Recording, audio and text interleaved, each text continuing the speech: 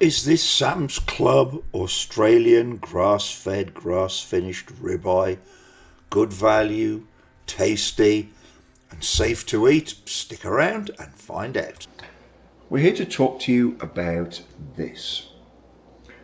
Sam's Club's grass-fed, grass-finished, and that's an important difference we'll talk about in a minute, ribeye steaks, beef from Australia. We're going to cook one a little bit later. We're going to talk about price, value.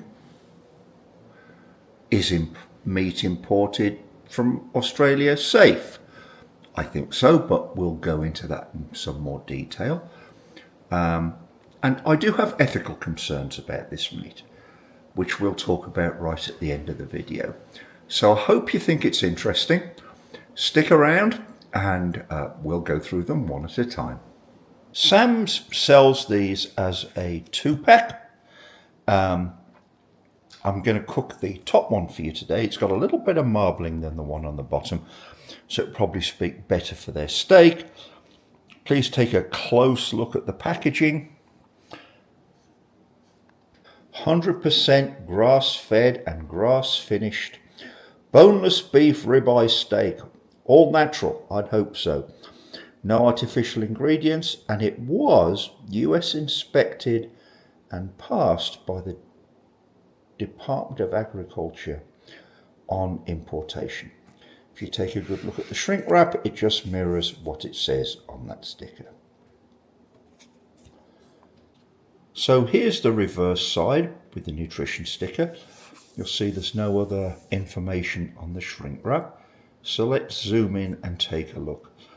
Well, still grass-fed beef ribeye, born, raised and harvested, slaughtered in Australia.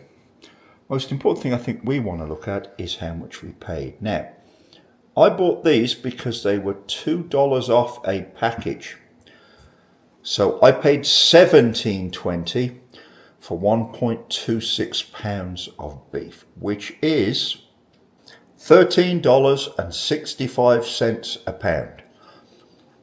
Since my local supermarket on special today has bone-in choice ribeye for $12.99 a pound, I think we can say that's a pretty good value for money. Grass-fed, grass-finished beef has a much better nutrition profile than corn-fed beef. Way higher omega-3s. Grass-fed, grass-finished beef can tend to be a bit dry and tough. I don't think this is going to, just from looking at the marbling on these steaks. As I said, I'm only going to cook one. I'm going to keep the other to compare to all these grass-fed only ribeyes, US origin, and we'll see how the taste differs, if any, the texture differs, if any. That will be in a separate video coming up in a couple of weeks. So let's go ahead, separate these two. I'll season the one we're going to cook tonight with a little bit of dry brining, which is customary for me. And then we'll go ahead and cook it up and see what we think of this steak.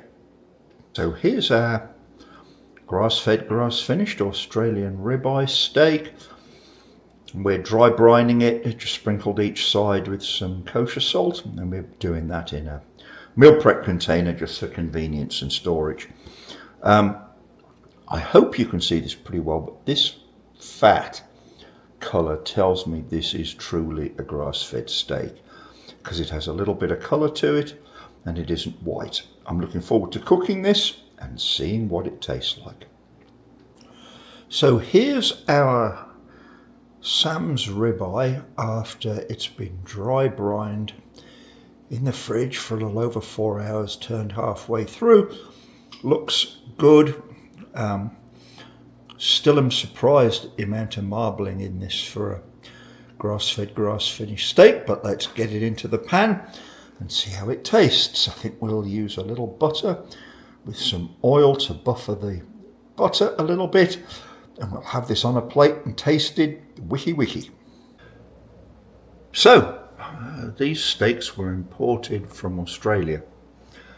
How should we feel about importing beef from overseas to the US? Well, look, I understand American cattle farmers are not happy with beef imports. I wouldn't be either in their position, but quite frankly, the way beef prices have been climbing,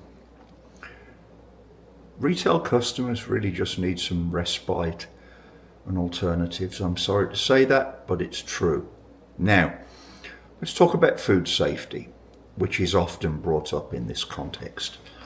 And it's a reasonable question. Look, last year over 100 metric tons of Brazilian beef imported to Europe was found to contain the banned hormone estradiol. It's a cause for concern. And just now I probably wouldn't be rushing out to buy Brazilian beef at that point. But Australia has very strict inspection standards, at least equal and possibly stricter than USDA inspection standards.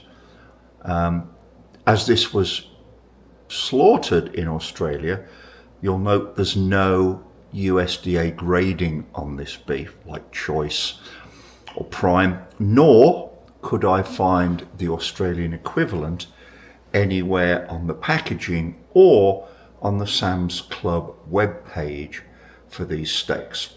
Long story short, I'm not concerned about food safety with these Australian steaks, and I will consume them confidently and hopefully happily. Here we go in the pan. Got the oil and butter up to a nice 300 degrees before we put the steak in. I'll be cooking for medium rare, so this isn't going to take too long. Here's our finished steak. Thinking he's looking pretty good right about now.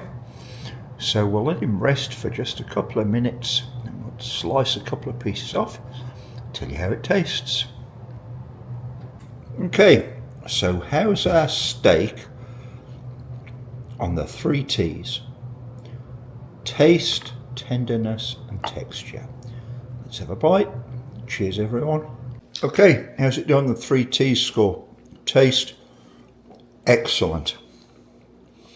That's an ever so slightly gamey flavour that grass-fed and finished beef has, which I love.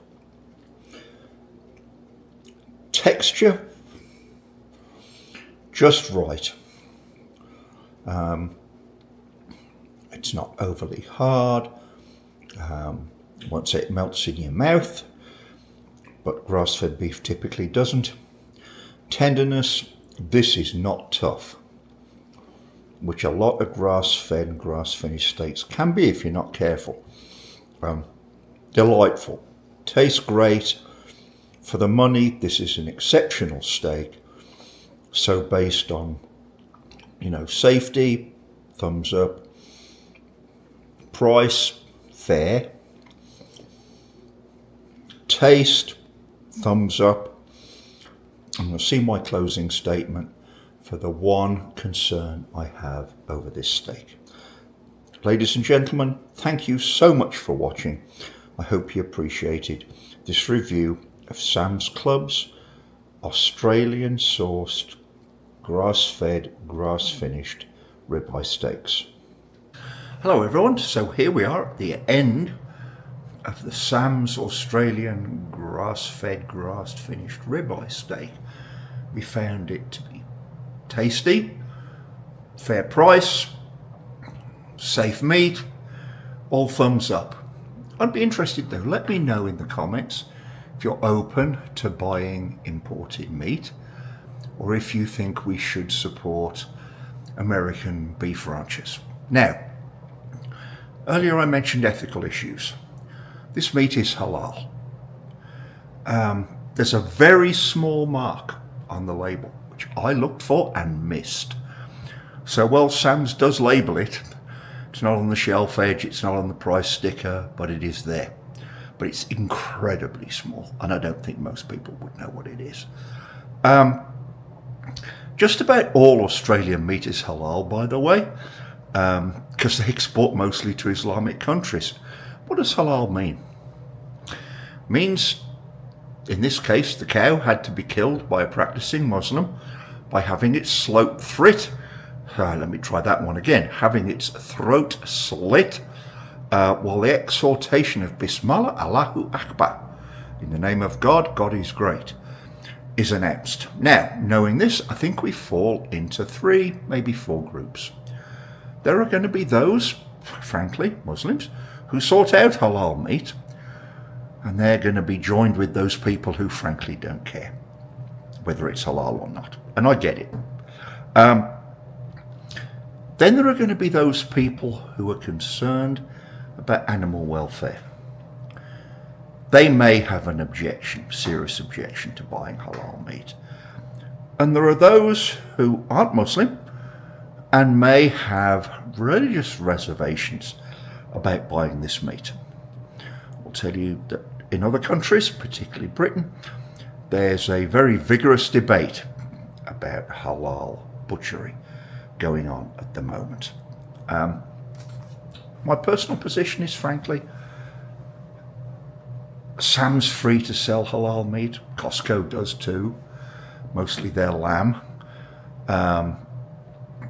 So long as it's clearly marked as halal on the shelf edge ticket and on the major price label, I think people deserve to know what they're buying. Other than that, I think people should be allowed to make their own decision. If you have an opinion on this, please let me know in the comments. Now, with that, let's finish this review of what turned out to be pretty decent steaks, actually. On a happy note, so let's all have a great day in our kitchens. And thank you for watching.